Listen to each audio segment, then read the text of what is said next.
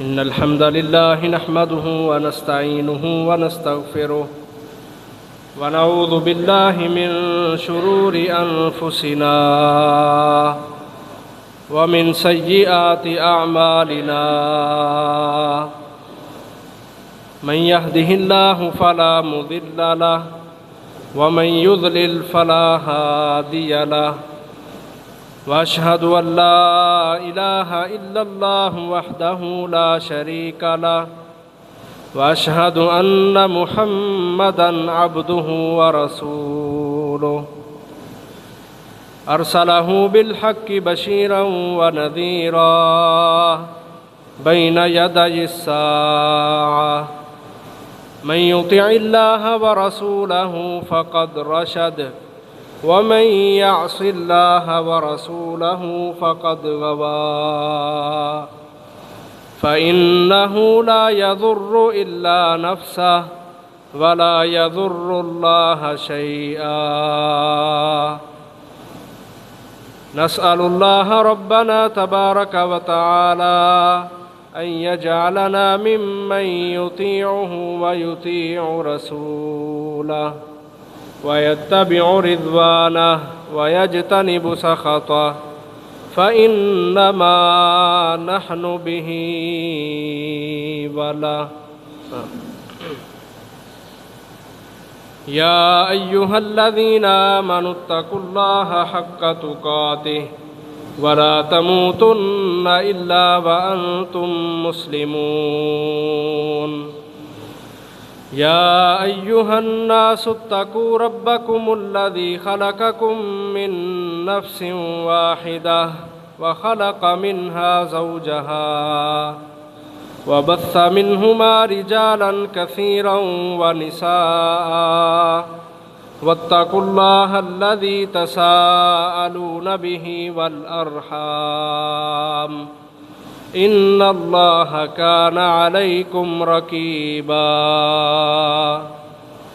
يا أيها الذين آمنوا اتقوا الله وقولوا قولا سديدا يصلح لكم أعمالكم ويغفر لكم ذنوبكم ومن يطع الله ورسوله فقد فاز فوزا عظيما أما بعد فإن خير الحديث كتاب الله وخير الهدي هدي محمد وشر الأمور محدثاتها وكل محدثة بدعة وكل بدعة ضلالة وكل ضلالة في النار فقال الله تبارك وتعالى في القرآن المجيد والفرقان الحميد إن إبراهيم كان أمة قانتا لله حنيفا ولم يك من المشركين شاكرا لأنعمه اجتباه وهداه إلى صراط مستقيم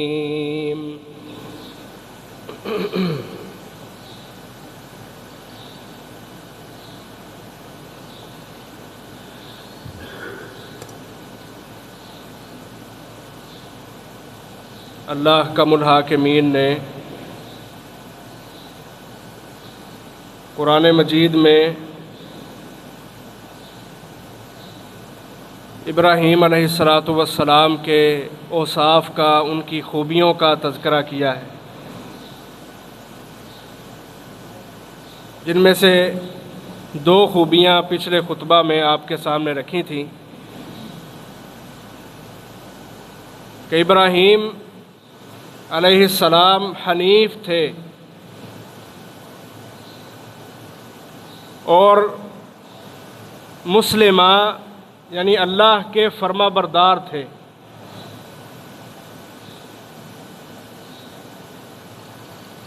آگے اللہ تبارک و تعالیٰ نے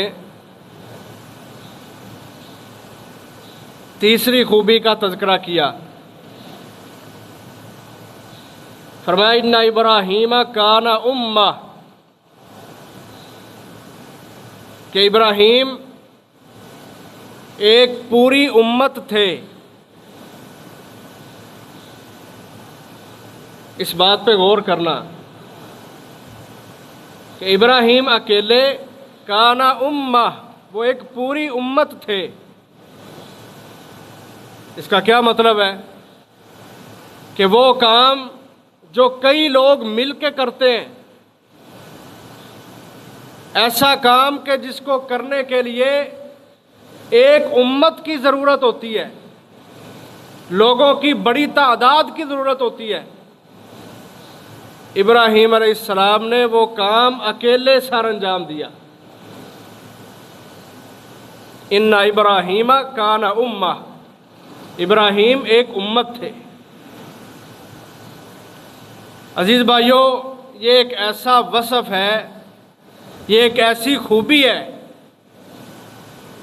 کہ جس کو آج سمجھنے کی بہت ضرورت ہے۔ آپ حیران ہوں گے کہ اکیلا بندہ، ایک انسان پوری امت جتنا کام کر گیا، توحید کے اوپر کھڑے ہیں تو ڈٹ کے کھڑے ہیں، اللہ کے دین کے اوپر پوری استقامت کے ساتھ کھڑے ہیں۔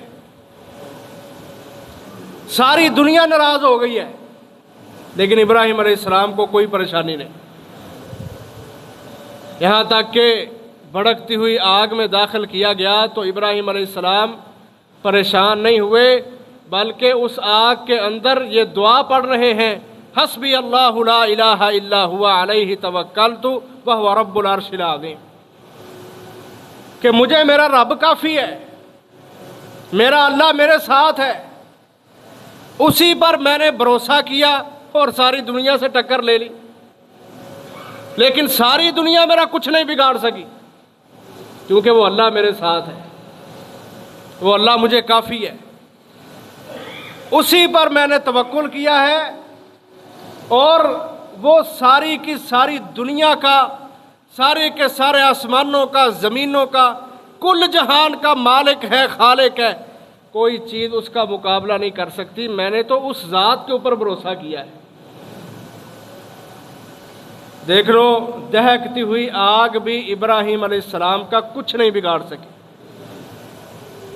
عزیز بھائیو، یہ واقعات ہم نے پہلے کئی مرتبہ سنے ہیں، ہمیں پتہ ہے ان چیزوں کا، لیکن کبھی ہم اس اینگل سے بھی سوچے کہ ابراہیم علیہ السلام نے کتنی بڑی قربانی دی کہ آگ بھی کچھ نہیں بگاڑ سکی۔ اللہ تعالیٰ نے آگ کو حکم دیا، یا نارو کونی بردم و سلاما، اے آگ ٹھنڈی ہو جا اور سلامتی والی ہو جا۔ آپ غور کریں قرآن کے الفاظ پہ کہ اللہ تعالیٰ اپنے بندے ابراہیم کی، اپنے خلیل کی کیسے حفاظت کر رہے ہیں۔ کہا آگ تو نے ٹھنڈی ہو جانا ہے، اور زیادہ ٹھنڈ بھی قابل برداشت نہیں ہوتی، اس لیے کہا وَسَلَامًا، اتنی کو ٹھنڈی ہونا ہے کہ ابراہیم پر تو سلامتی والی بن کے رہے، دینے ہو کہ زیادہ ٹھنڈی ہو جائے۔ جہنم ہے نا، جہنم، اللہ تعالیٰ نے جہنم میں دونوں طرح کے عذاب رکھے ہوئے، گرمی کا بھی عذاب ہے اور سردی کا بھی عذاب ہے، آگ بھی ہے، اور آگ کے مقابلے میں جو سردی ہوتی ہے، ٹھنڈ ہوتی ہے، وہ بھی ہے۔ اب ایک طرف آگ کی شدت کہ وہ دنیا کی آگ سے 69 درجے زیادہ تیز اور شدید ہے، دنیا کی آگ برداشت نہیں ہوتی، اور جہنم کی آگ تو 69 درجے اس سے سخت ہے۔ اور دوسری طرف جو سردی کا عذاب ہے اس کو زمہریر کہا قرآن نے، زمہریر، کہ ٹھنڈ کا عذاب بھی ہوگا، اب وہاں سردی بھی انتہا کی ہوگی۔ اب ہمارے لوگ جب سیر سپاٹے کے لیے جاتے ہیں نا ناران کاغان میں، تو وہاں جب بابو سر ٹاپ پہ پہنچتے ہیں نا، وہ 13,700 فٹ بلندی، وہاں پہ کئی لوگ ایسے ہیں سردی کی وجہ سے اور آکسیجن نہ ہونے کی وجہ سے ان کا سانس بند ہونے لگ جاتا ہے۔ بڑے لوگوں سے آپ نے سنا ہوگا کہتے ہیں یار ہم جاتے ہیں 10-15 منٹ کھڑے ہوتے ہیں پھر اگلا سفر کرتے ہیں، کھڑا ہی نہیں ہوا جاتا، ٹھہرا ہی نہیں جاتا۔ اللہ تبارک و تعالیٰ نے کیسی مدد کی ابراہیم علیہ السلام کی، کہا آگ ٹھنڈی ہو جا، اور اتنی ٹھنڈی نہ ہونا کہ تیری ٹھنڈ جو ہے وہ ابراہیم کو تکلیف پہنچائے، وَسَلَامًا، ٹھنڈی تو ہونا ہے لیکن سلامتی والی ہونا ہے، یعنی نہ زیادہ گرمی رہے اور نہ زیادہ سردی رہے۔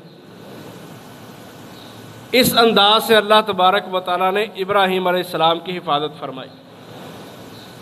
اچھا، اللہ تبارک و تعالیٰ حفاظتیں کیوں کرتا ہے؟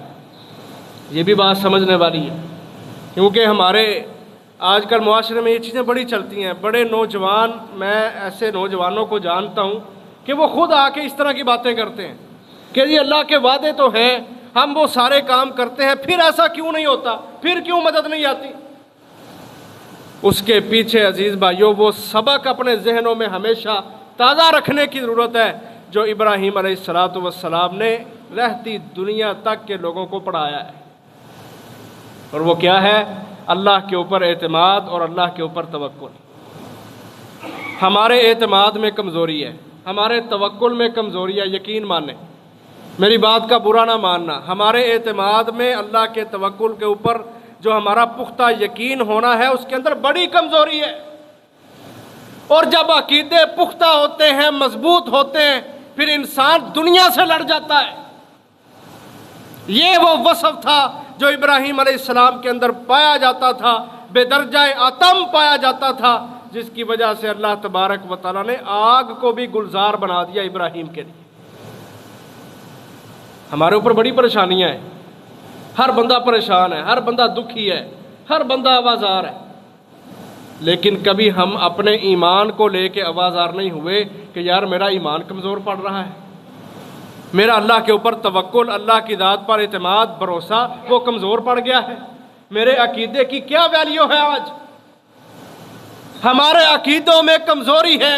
ابراہیم کا عقیدہ پختہ تھا، پکا تھا، وہ یہ سمجھتے تھے کہ اللہ نے مجھے پیدا کیا ہے، میں اللہ کی رضا کے لیے نکلا ہوا ہوں، اس کے دین کو غالب کرنے کے لیے نکلا ہوں، شرک اور کفر کو مٹانے کے لیے نکلا ہوں، توحید کے غلبے کے لیے نکلا ہوں، میں اللہ احکم الحاکمین کے دین کو غالب کرنے کے لیے، اس کے نام کو اونچا کرنے کے لیے نکلا ہوں، میرا رب مجھے کبھی ضائع نہیں کرے گا۔ یہ عقیدہ جب بندہ اپنے اندر پیدا کرتا ہے، پھر اللہ تبارک و تعالیٰ کی طرف سے آسمانوں سے بھی مدد آتی ہے، زمینوں سے بھی مدد آتی ہے۔ اور پھر دیکھیں ابراہیم علیہ السلام، اللہ تعالیٰ کہتے ہیں وہ پوری امت ہے۔ آج ہم بھی موجود ہیں، آج مسلمانوں کی تعداد بھی بڑی ہے، لیکن ہم مسلمان آپس کے اندر کٹے پھٹے، ٹوٹ پھوٹ کا شکار، اور آپس کے اندر ایک دوسرے کے دستوں گریباں آپس میں لڑتے رہتے ہیں، اور جو کافر ہیں، جو سرکش ہیں، جو مشرک ہیں، جو اسلام کو نہیں دیکھنا چاہتے، اسلام کو ناپسند کرتے ہیں، ان کے ساتھ ہم دوستیوں کی پینگیں چڑھاتے ہیں۔ اب جو کام اکیلے ابراہیم نے کیا، آج پوری امت مل کے نہیں کر رہی۔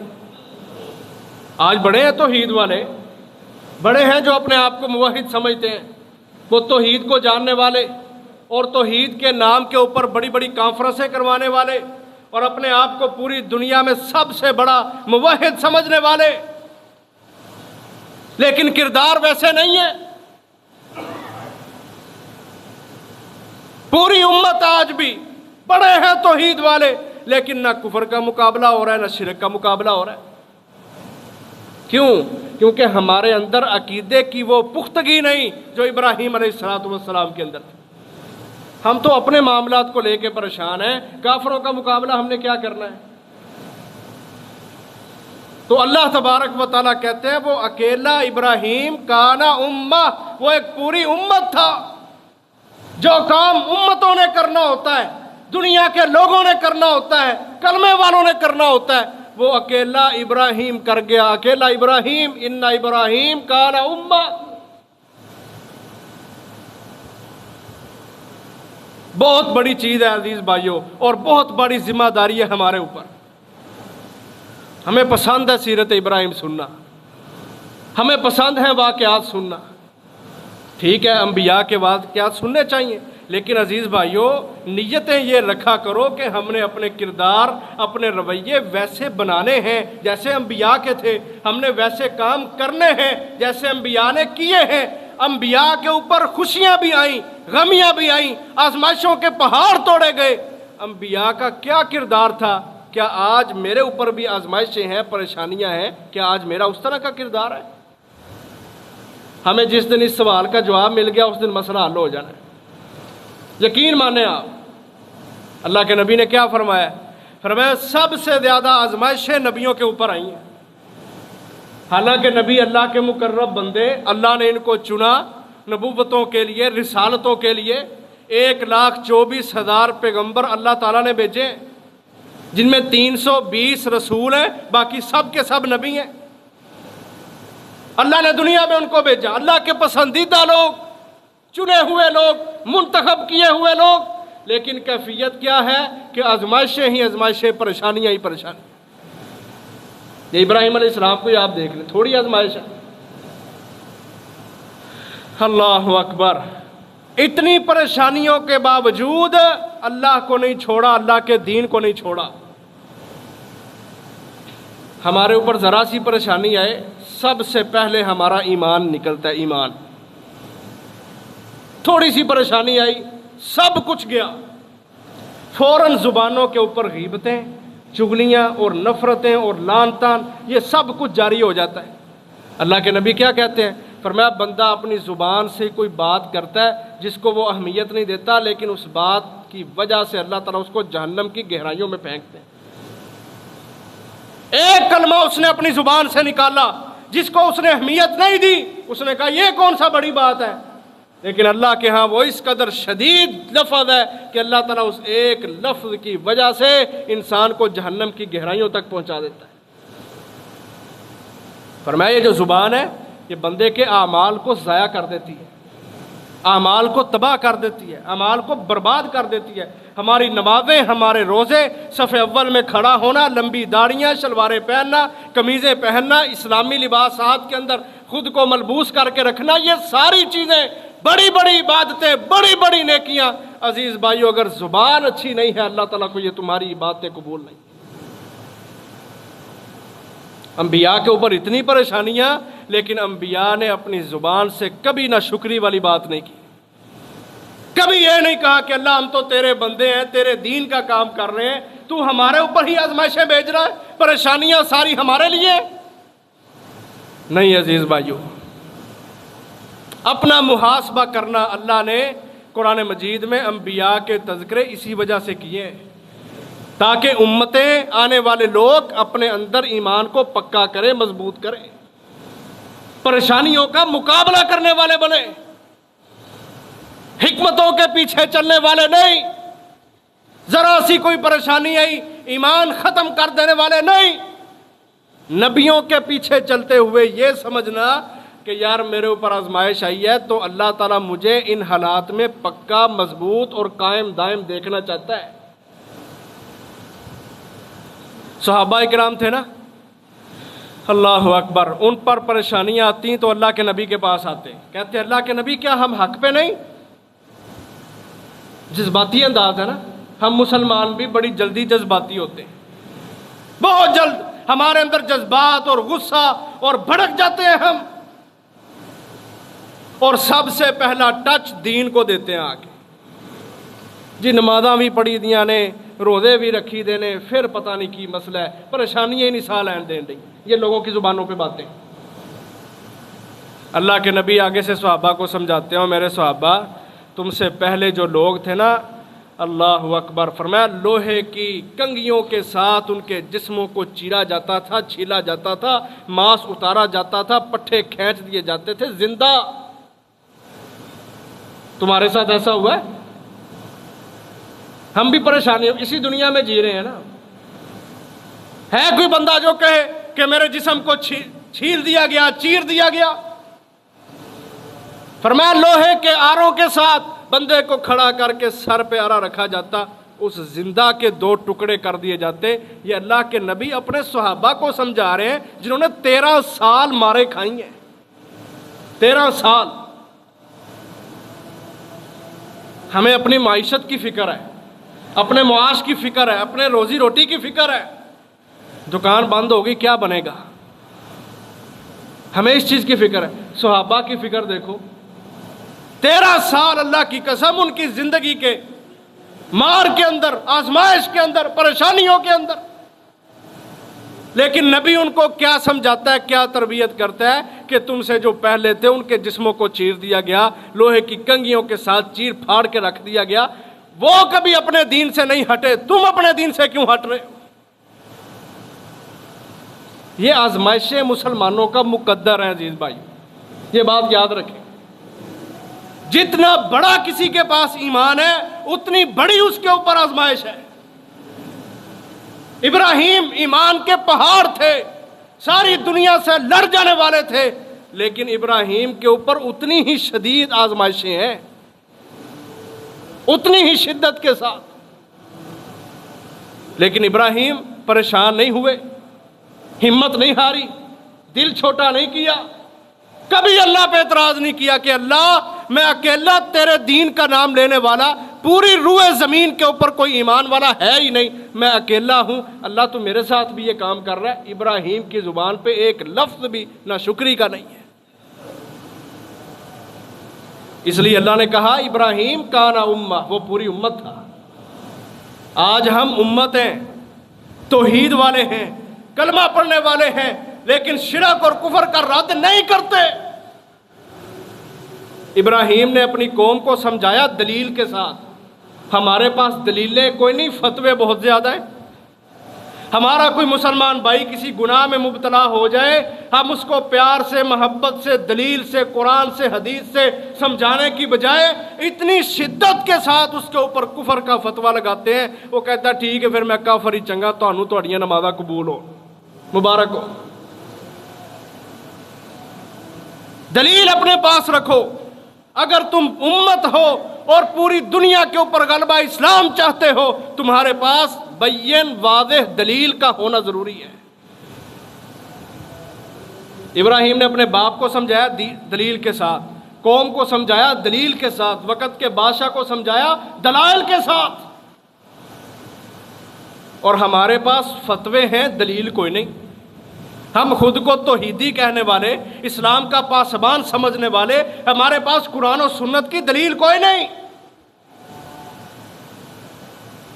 ایک ابراہیم کام کرے، اللہ تعالیٰ اس کو قیامت تک آنے والے لوگوں کے لیے نمونہ بنا دے. اور آج ساری امت موجود ہے، توحید ہے سینوں کے اندر، اور بڑے بڑے جذبے ہیں، بڑے بڑے دعوے ہیں، لیکن اسلام کا غلبہ ہو ہی نہیں رہا. یہ کیا ہے؟ ہمارے پاس ویسا ایمان نہیں ہے جیسا ابراہیم کا تھا. ہمارے پاس عقیدے کی وہ پختگی نہیں ہے، علم کا وہ مضبوط ہونا نہیں ہے جو ابراہیم علیہ السلام کے پاس. ہمارے فتوے، وہ پنجابی میں کہتے ہیں وٹ تے پے نے. امام مالک تھے نا رحمہ اللہ، 40 فتوے امام مالک کے پاس آئے ایک دن میں. 40 بندے امام مالک رحمہ اللہ کے پاس، 40 انسان، 40 بندے فتوے لے کے آئے ہیں کہ ہمیں یہ سوال ہے، اس کے اوپر فتویٰ دے. اب امام مالک کو چھوٹے، ساری زندگی امام مالک نے وضو کر کے، غسل کر کے، سفید سوٹ پہن کے، خوشبو لگا کے، خود کو پاکیزہ رکھ کے مدینہ کے اندر نبی علیہ السلام کی مسجد میں بیٹھ کے لوگوں کو حدیث پڑھائی ہے. امام مالک رحمہ اللہ. 40 بندے آئے سوال لے کے فتویٰ مانگنے کے لیے. امام مالک نے 37 سوالوں کے متعلق کہا لا ادری، مجھے پتہ ہی نہیں ان کا. بات سمجھ آ رہی؟ 37 سوالوں کے بارے میں کیا کہا، مجھے علم نہیں ہے، تحقیق کروں گا، مطالعہ کروں گا، پڑھوں گا، وقت لگ سکتا ہے، مہینہ لگ سکتا ہے، 2 ماہ لگ سکتے ہیں، پھر جا کے بتاؤں گا. 37 سوالوں کے بارے میں امام دار الہجرہ، اللہ کے نبی کی مسجد میں بیٹھ کے فتویٰ دینے والا امام مالک 37 بندوں کو واپس بھیج رہا ہے کہ مجھے تمہارے سوالوں کے جواب نہیں آتے. اور ہماری حالت کیا ہے؟ ہم نے اپنے اسلاف کو چھوڑا ہوا ہے. ہمارا عام سا بندہ جس کو دین کی الف بے کا پتہ نہیں، وہ بھی کہہ دیتا ہے تو کافر ہے، تو مشرک ہے، اسلام تو خارج ہے۔ او بھائی یہ بڑا سخت مسئلہ ہے۔ اللہ کے نبی نے کہا جو بندہ کسی بندے کو کافر کہتا ہے نا، تو لفظ کفر اس بندے کے پاس جاتا ہے، سر سے لے کے پاؤں تک اس کو دیکھتا ہے۔ فرمایا اگر اس بندے کے اندر کفر کی کوئی علامت نہ ہو تو جو کہہ رہا ہے وہ لفظ کفر واپس اس کے اوپر آ کے اس کو کافر بنا دیتا ہے۔ بات سمجھ آ رہی ہے؟ جس نے کافر کہا کسی کو اور اس کے اندر کفر کی کوئی چیز نہیں ہے، کوئی علامت نہیں ہے، فرمایا وہ لفظ کافر واپس اسی بندے کے اوپر آ جائے گا جس نے کفر کا فتویٰ دیا ہے۔ کہنے والا خود کافر ہو جائے گا۔ ہم نہیں سوچتے اپنی زندگی کے اندر ان چیزوں کو۔ یہ بہت بڑا المیہ ہے کہ آج امت ہو کے بھی ہم غلبہ اسلام کے لیے کچھ بھی کردار ادا نہیں کر رہے، کیونکہ ہمارے پاس دلیل کوئی نہیں، علم کوئی نہیں، ہمارے پاس عقیدے کی پختگی کوئی نہیں، توحید پر استقامت کوئی نہیں۔ میں اکثر مثال دیا کرتا ہوں، رزق کا ذمہ اللہ کا ہے۔ ہم اپنے چھوٹے چھوٹے بچوں کو یہ عقیدہ پڑھاتے ہیں کہ بیٹا مجھے بتاؤ ہمیں روزی روٹی کون دیتا ہے؟ وہ بچہ بولتا ہے اللہ۔ عقیدے کا مسئلہ ہے نا۔ لیکن ذرا معیشت تنگ ہو جائے، ہم مسلمان اچھے بھلے نمازی، ہماری زبانوں پہ کیا باتیں ہوتی ہیں ذرا دیکھ لیں آپ۔ کیا یہ ہمارے عقیدے کی پختگی ہے؟ یقین مانے ہمارا ایمان ایسے لڑکھڑا رہا ہے، عقیدے کی پختگی نہیں ہمارے پاس۔ اس لیے اللہ نے ابراہیم کی تعریف کی، کہا ابراہیم عقیدے کی پختگی کے ساتھ کانا امہ، اس اکیلے نے پوری امت جتنا کام کیا ہے۔ اپنی اصلاح کریں عزیز بھائیوں، امت بنے، امت علم حاصل کرے، عقیدے کو ٹھیک کرے، دنیا ادھر سے ادھر ہو جائے، مہنگائیاں آ جائیں، پریشانیاں آ جائیں، ہمارا ایمان کبھی برباد نہ ہو۔ یہ ہے اصل توحید۔ جب یہ پختہ عقیدہ ایک مسلمان آدمی کے دل میں پیدا ہوتا ہے، پھر وہ دنیا کی ہر قسم کی پریشانی سے لڑ جاتا ہے۔ ابراہیم کے پاس یہ دولت تھی جس کی وجہ سے گھروں سے بے گھر ہو گئے، وطن چھوڑنا پڑا، بادشاہوں کے ساتھ ٹکر لینا پڑی، آگ میں جانا پڑا، سب کچھ برداشت کیا۔ جب آزمائش کی انتہا ہو گئی تو اللہ نے اس آگ کو بھی گلزار بنا دیا۔ ہماری پریشانیاں اس وقت ختم ہوں گی جب ہم اللہ کو اپنے مضبوط ایمان دکھائیں گے کہ اللہ دنیا ادھر سے ادھر ہو جائے، ہم اپنے ایمان پہ کمپرومائز کرنے والے نہیں۔ جب ہمارے دلوں کی گہرائیوں میں اللہ تعالیٰ ایمان کی مضبوطی دیکھے گا، اللہ سارے مسئلے ہی حل کر دے گا۔ اس کے بعد دیکھو آپ، ابراہیم علیہ السلام نے اللہ سے دعا کی تھی، وَاجْعَلْ لِي لِسَانَ صِدْقٍ فِي الْآخِرِينَ۔ یہ قرآن مجید میں 19ویں پارے میں سورۃ الشعراء کے اندر موجود ہے۔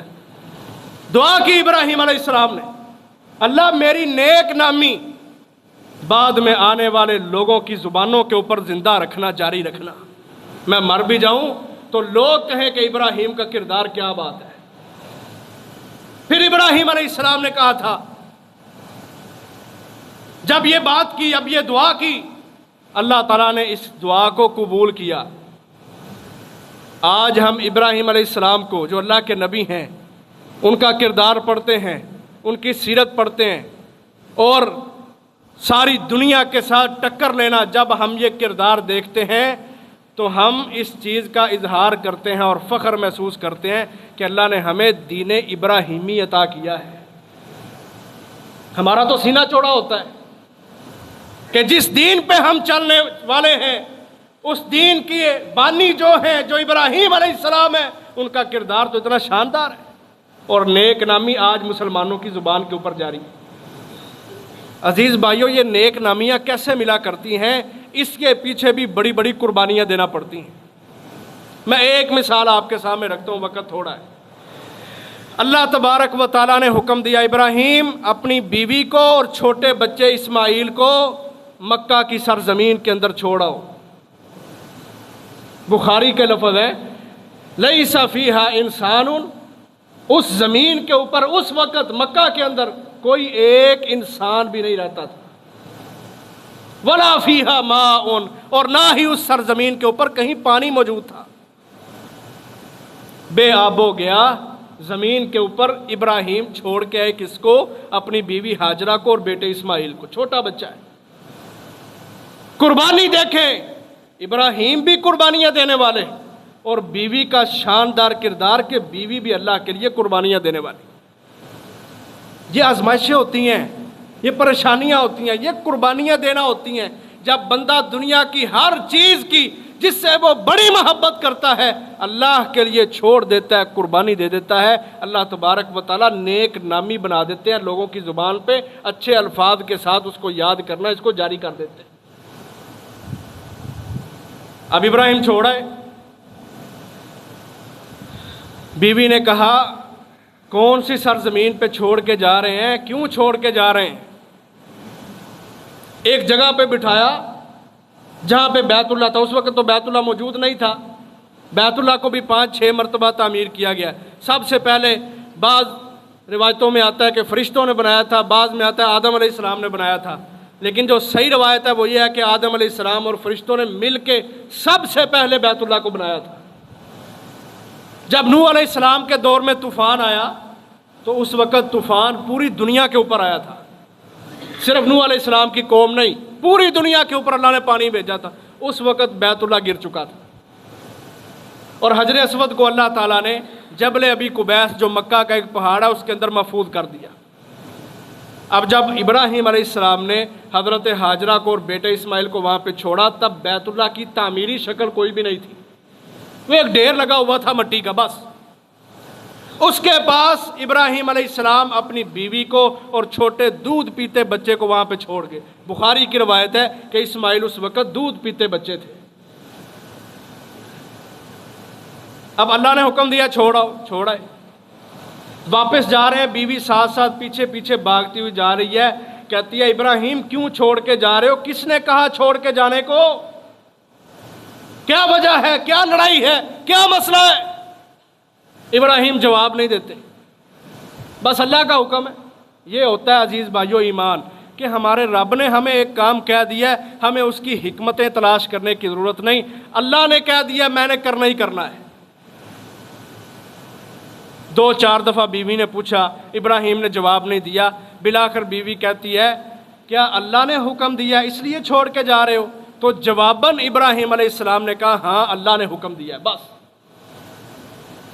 ایمان دیکھیں اس عورت کا، کہتی ہے اگر اللہ کے حکم کے ساتھ چھوڑ کے جا رہے ہیں تو ہمارا اللہ پہ یقین ہے کہ ایسی سرزمین پہ جہاں کوئی سایہ بھی نہیں، کوئی انسان بھی نہیں، کوئی پانی بھی نہیں اور تپتے صحرا ہے، دھوپ ہے شدت کی، وہ ہمارا رب ہمیں ضائع نہیں کرے گا، وہ ہمارا رب ہمیں ضائع نہیں کرے گا۔ یہاں پہ عورتوں کے لیے بڑا سبق ہے کہ جن کو ان کے خامدوں نے محنتیں کر کے مزدوریاں کر کے اچھے خاصے مکان بنا کے دیے ہوئے ہیں، اے سی لگے ہوئے ہیں، گرمیوں کے ماحول کس طرح گزارنے ہیں وہ بھی انتظام ہے، سردیاں کیسے گزارنی ہیں وہ بھی انتظام ہے، ہر نعمت موجود ہے بنیادی جو ایک ضرورت ہوتی ہے مرد اور عورت کے لیے، اللہ تعالیٰ نے ہر بندے کو وہ بنیادی نعمتیں دی ہوئی ہیں، لیکن اس کے باوجود ہماری عورتوں کی زبانوں سے ناشکری ختم نہیں ہوتی۔ اللہ تبارک و تعالیٰ ان کو ہدایت عطا فرمائے۔ بیوی نے کہا کوئی سایہ نہیں، کوئی کچھ نہیں، اللہ کا حکم ہے تو اللہ ہمیں ضائع نہیں کرے گا۔ ابراہیم چلے گئے،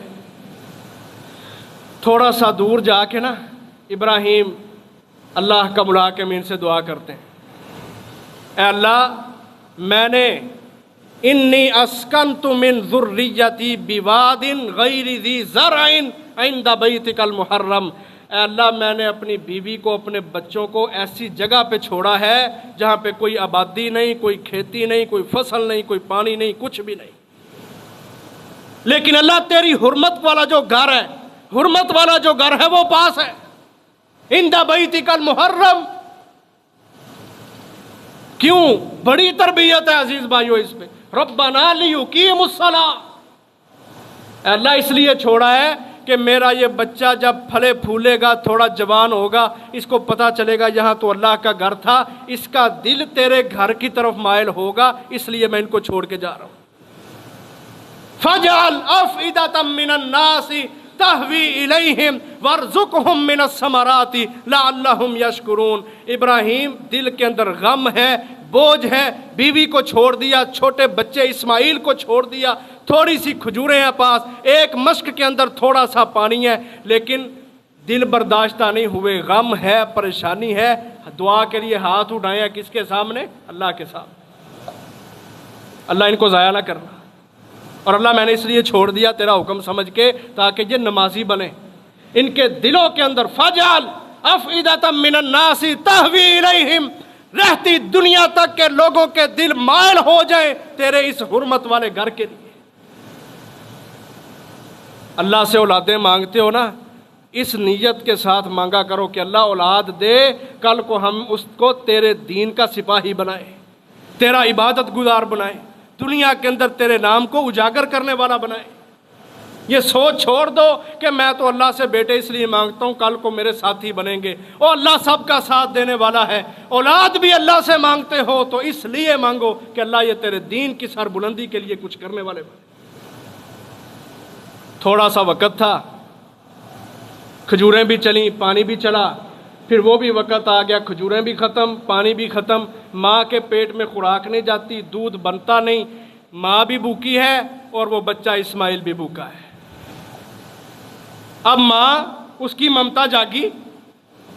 میں کہتا ہوں بخاری کی حدیث اٹھا کے پڑھیں عزیز بھائیوں، ایک دفعہ بھی ماں کی زبان کے اوپر یہ لفظ نہیں آیا اپنے شوہر کے حوالے سے کہ سانو کتنے چھڑ گیا، کہاں بٹھا دیا اس نے ہمیں۔ ہمارے گھروں میں ایک دن بیوی کے مرضی کا سالن نہ پکے، سارا دن بندے نو تانے سننے پہ۔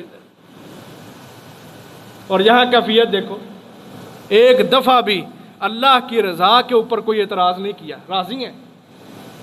اٹھتی ہیں، پاس صفا پہاڑ ہے، پہاڑ کے اوپر چڑھتی ہیں، بلندی پہ چڑھ کے وادی میں دیکھتی ہیں، آوازیں لگاتی ہیں کہ شاید کوئی قافلہ گزر رہا ہو، کوئی بندہ شاید وہاں پہ موجود ہو، میری آواز کو سن لے اور ہمیں ہمارے کھانے کے لیے کچھ کر دے۔ کسی نے نہیں سنا، صفا سے اترتی ہیں، جب وادی میں آتی ہیں اپنے جو کپڑے پہنے تھے ان کو اٹھاتی ہیں اور دوڑ لگاتی ہیں، پھر مروہ کے اوپر چڑھتی ہیں، وہاں پہ جا کے پھر وادی میں دیکھتی ہیں کہ اس پہاڑ سے کوئی نظر آ جائے، ہمارے کھانے پینے کا کوئی بندوبست کر دے۔ 7 چکر لگائے، 7 چکر۔ اللہ کے نبی جب یہ واقعہ اپنے صحابہ کو سنا رہے تھے، اللہ کے نبی نے کہا جو آج حج عمرے میں تم صفا مروہ کی سعی کرتے ہو، دوڑیں لگاتے ہو، اس کے پیچھے یہ وجہ ہے کہ ہاجرہ نے دوڑ لگائی، اللہ کو یہ عمل اتنا پسند آیا، اللہ نے قیامت تک آنے والے لوگوں کے لیے جو حج عمرے کے لیے جاتے ہیں، حج عمرے کا ایک رکن بنا کے رکھ دیا، صفا مروہ کی سعی کر۔ آج جب آپ جاتے ہیں نا، اس کے پیچھے یہ سبق ذہن میں رکھا کریں کہ اگر میں دوڑ لگا رہا ہوں تو کیا میرا ایمان ہاجرہ جیسا ہے؟ کیا میرے اندر بھی وہ سوچ ہے؟ کیا میرے ایمان کی بھی وہ قوت ہے جو ایک عورت ہاجرہ کے پاس تھی؟ کوئی بھی نہیں ملا۔ 7واں چکر مروہ پہ کھڑی ہیں، آواز سنائی دی، فرشتے کی آواز، تو اپنے آپ کو چپ کروا رہی ہیں۔ یعنی ممتا کس قدر وہ ہانپ رہی ہیں، ان کا سانس کس قدر تیزی کے ساتھ چل رہا ہے کہ زبان سے لفظ نکلتے ہی جا رہے ہیں، اپنے آپ کو خاموش کروا رہی ہیں۔ بخاری کی حدیث ہے، اپنے سانس کو بند کر رہی ہیں کہ کہیں سے آواز آئی ہے، مجھے لگتا ہے کوئی موجود ہے وہاں پہ، اس نے آواز دی۔ ڈر پیدا ہو گیا کہ بیٹا پیچھے اکیلا ہے، کہیں اس کے اوپر کوئی مودی چیز، کوئی مودی جانور، کوئی خونخوار درندہ اس کے اوپر حملہ نہ کر دے۔ دوڑتی ہوئی آئی بچے کے پاس، وہاں پہ دیکھا تو جبریل علیہ السلام موجود ہے، فرشتہ موجود ہے وہاں پہ۔ خوب آزمائش ہوئی ہے، خوب آزمائش۔ کبھی تخیل کی زندگی میں جائیں آپ، تصورات میں جا کے سوچیں، بچہ بھوکا پیاسا تڑپ رہا ہے، رو رہا ہے۔ خوب جب اللہ نے آزما لیا، پھر اللہ کا ملحقین نے فرشتے کو بھیج دیا۔ بعض روایتوں میں آتا ہے کہ فرشتے نے پر مارا، بعض میں آتا ہے فرشتے نے ہی اپنی ایڑی ماری۔ یہ جو ہمارے اندر قصے مشہور ہے نا کہ اسماعیل نے ایڑی ماری اور وہاں سے چشمہ پھوٹ پڑا، یہ کہیں بھی نہیں آتا۔ بہت ساری باتیں ایسی ہیں جو ہم نے سن رکھی ہیں۔ بہرحال وہاں سے چشمہ پھوٹ پڑا، اللہ تبارک و تعالیٰ نے پانی کا بندوبست کر دیا، اور وہ چشمہ آج تک موجود ہے، ساری دنیا کے اندر اس کا پانی جاتا ہے۔ اور اتنی عظیم قربانی اور اس قربانی کا اتنا بڑا صلہ اللہ نے دیا۔ آج جتنے بھی کنویں ہیں نا، ان سے آپ 40 45 50 ڈول نکال لینا، پانی ختم ہو جاتا ہے، نیچے سے مٹی اوپر آ جاتی ہے، پھر 3 4 گھنٹے صبر کرنا پڑتا ہے، پھر وہ زمین سے پانی سمتا ہے، رستا ہے، پھر وہ اوپر آتا ہے، تو پھر جا کے نئے سرے سے پانی نکالنا پڑتا ہے۔ یہ جتنے بھی کنویں آج بنائے جاتے ہیں ان کی یہ کیفیت ہے۔ لیکن قربان جائے اللہ تبارک و تعالیٰ کی قدرت پر، آج وہاں سعودی حکومت نے زمزم کے کنویں میں موٹریں لگائی ہوئی ہیں، بڑی بڑی موٹریں جو آل ٹائم چلتی رہتی ہیں اور پانی نکلتا رہتا ہے۔ اس زمزم کے کنویں کے اندر 1% بھی پانی کم نہیں ہوا۔ یہ بڑے بڑے انعام کب ملتے ہیں؟ جب خوب قربانی دینا پڑتی ہے، جب اللہ تعالیٰ آزمائشوں کی بھٹی کے اندر انسان کو اچھی طرح اس کے اندر سے گزار دیتے ہیں اور انسان کامیاب ہو کے نکلتا ہے، پھر اللہ تعالیٰ ایسے انعام دیتا ہے جو رہتی دنیا تک ختم نہیں ہوتے۔ جب یہ کردار اللہ کے سامنے پیش کیا تو اللہ تبارک و تعالیٰ نے پھر ابراہیم کو کیا انعامات سے نوازا؟ اللہ اکبر! اللہ نے پھر ایک انعام نہیں دیا، بڑے انعام دیے۔ فرمایا وَاتَّخَذَ اللَّهُ إِبْرَاهِيمَ خَلِيلًا، ہم نے ابراہیم کو اپنا جگری دلی دوست بنا لیا ہے۔ عربی کے اندر جو عام دوست ہوتا ہے نا، اس کو صدیق کہا جاتا ہے۔ صدیق کا لفظ دوست کے لیے، اور وہ دوست جس کے ساتھ بڑا ہی گہرا تعلق ہو، جس کی بندہ موڑ نہ سکتا ہو، اس دوست کو خلیل کہا جاتا ہے۔ اللہ تعالیٰ نے خلیل کا لفظ بولا، کہا ہم نے ابراہیم کو اپنا خلیل بنا لیا، کیونکہ ابراہیم نے ہر آزمائش سے خود کو کامیاب کروا لیا۔ اور کبھی اللہ کہتے ہیں انی جاعلک للناس اماما، ہم نے سرداریاں، قیادتیں، سب کچھ ابراہیم علیہ السلام کو سونپ دیا، بے وجہ آزمائشوں کے اندر کامیاب ہونے کی وجہ۔ آؤ عزیز بھائیو، یہی سبق ہے ہمارے لیے، اور اس سے آگے بھی بات ہے، بڑا لمبا واقعہ ہے، ہم اسی پر اکتفا کرتے ہیں۔ آج جن کاموں کی ضرورت ہے ہمیں، جب یہ چیز انسان اپنے دل میں پیدا کرتا ہے نا کہ ایمان کی مضبوطی ہوتی ہے، اور ایمان کی مضبوطی کے لیے پھر عمل کرنا پڑتے ہیں۔ ایمان اور عمل صالح یہ دونوں لازم و ملزوم ہیں۔ اگر بندے کے پاس صرف ایمان ہے، عمل کوئی نہیں، تو اس کے ایمان کا اس کو فائدہ نہیں، اور اگر اس کے پاس عمل تو بڑے ہیں نیکی والے، لیکن اس کا اللہ کے اوپر ایمان کوئی نہیں، تو اس کے عمل کا بھی اس کو کوئی فائدہ نہیں ہے۔ یہ دونوں چیزیں لازم و ملزوم ہیں۔ ایمان ہمارے سب کے اندر موجود ہے الحمدللہ، لیکن یہ ایمان کم بھی ہوتا ہے، بڑھتا بھی ہے۔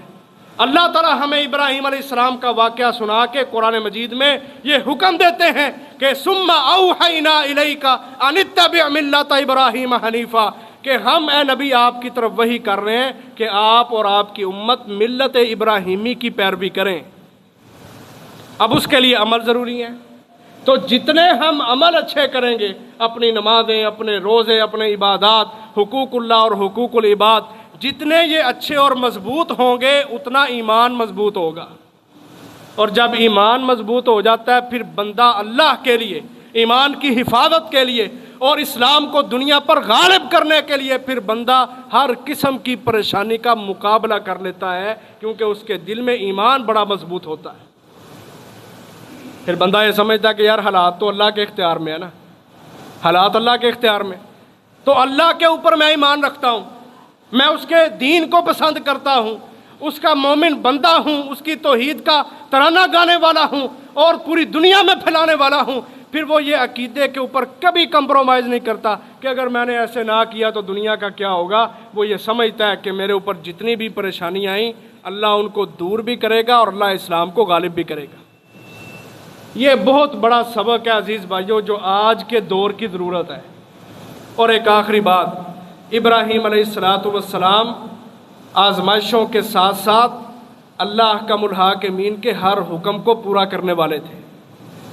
آپ نے پہلے نہیں سنا ہوگا، ابراہیم علیہ السلام اللہ کی زندگی میں، اللہ تبارک و تعالیٰ جو ان کو زندگی دی تھی، اس زندگی کے اندر، یعنی ساری زندگی جو اسلام کے مطابق گزار رہے تھے، اس میں جہاد فی سبیل اللہ کا عمل بھی کرنے والے تھے۔ اور یہ بھی بہت بڑی آزمائش ہوتی ہے کہ ایک بندہ اپنا سب کچھ اللہ کے لیے قربان کر دے، حتیٰ کہ اپنی جان حتیٰ کہ اپنا خون اس کو بھی اللہ کے راستے میں بہا دے توحید کو بلند کرنے کے لیے۔ تاریخ کی کتابوں میں لکھا ہوا ہے قدلہ عمر یہ بادشاہ تھا اس وقت، جو اس وقت ملحد بے دین لوگ ہوا کرتے تھے، ان کا بادشاہ تھا۔ باقاعدہ ابراہیم علیہ السلام اور ان کے دور کے گزرنے کے ساتھ ساتھ لوط علیہ السلام کا دور، چند لوگ ایمان والے بھی بنے، کچھ لوط علیہ السلام پر ایمان لائے، کچھ ابراہیم علیہ السلام پر، اور یہ رشتہ دار بھی ہیں، ابراہیم علیہ السلام اور لوط علیہ السلام بھی ایک وقت میں دونوں نبی بھی ہیں۔ پہلے اللہ تعالیٰ جو نبی بھیجتے تھے نا، ایک ایک وقت میں روئے زمین کے اوپر کتنے کتنے نبی ہوتے تھے، لیکن جب محمد رسول اللہ آئے صلی اللہ علیہ وسلم، اس وقت کوئی نبی بھی نہیں تھا، اور محمد رسول اللہ کے بعد کوئی نبی دنیا میں آئے گا بھی نہیں۔ آپ اکیلے قل یا ایھا الناس انی رسول اللہ الیکم جمیعا، کہا میں ساری کی ساری انسانیت کی طرف رسول بنا کے بھیجا گیا۔ تو ابراہیم علیہ السلام باقاعدہ جہادی نبی تھے۔ قدلہ عمر بادشاہ کا نام ہے، گوگل پہ سرچ کر لینا۔ ابراہیم علیہ السلام اس کے خلاف، اس کے حواریوں کے خلاف، توحید کو بلند کرنے والے، تلوار کو چلانے والے جہادی نبی تھا ابراہیم علیہ السلام۔ یہ بھی سبق ہم نے اپنے پلے باندھنا ہے کہ صرف نمازوں روزوں سے ہی کام نہیں چلے گا، اپنے مال، اپنی جانیں، اپنا خون اللہ کے راستے میں پیش کر کے، یہ بھی ایک طریقہ ہے جس کو ہمارے نبی نے اختیار کیا تھا اور دین اسلام کو دنیا کے اوپر غالب کیا تھا۔ اور عزیز بھائیو، جس طرح ابراہیم علیہ السلام اکیلے تھے نا، پوری دنیا سے لڑ گئے۔ آج ہم تمہارا ملک پاکستان ہے جو اکیلا ہے، مسلمانوں کا ملک ہے، پوری دنیا کے اوپر چمکتا دمکتا ملک ہے، اور پوری اس مسلم دنیا کو لیڈ کرنے والا اور پوری دنیا کے اوپر اسلام کو غالب کرنے والا ملک ہے۔ بڑا شاندار یہ ملک ہے، اس کی فوج بڑی شاندار ہے۔ وہ بڑا کیسے؟ اللہ کے نبی نے کہا تھا، اللہ اکبر، صحابی بیان کرتے ہیں، حضرت ابو ہریرہ کہتے ہیں اللہ کے نبی نے ہم سے وعدہ کیا تھا غزوہ ہند لڑنے کا۔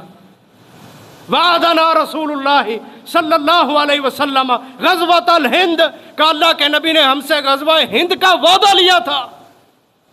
ابو ہریرہ تمنا کرتے ہیں، سنن نسائی کی روایت ہے، کہتے ہیں اگر میں زندہ رہا اور غزوہ ہند کا موقع بنا، ماحول بنا، میں اس غزوے کے اندر ضرور شریک ہوں گا۔ اگر میں شہید ہو گیا کنت من افضل الشہداء، میں سب سے افضل شہید ہوں گا، اور اگر میں زندہ رہا تو میں دنیا کے اوپر چلتا پھرتا جہنم سے آزاد رہوں گا۔ کتنی بڑی فضیلت ہے عزیز بھائیو ہندوستان کے ساتھ غزوے کی۔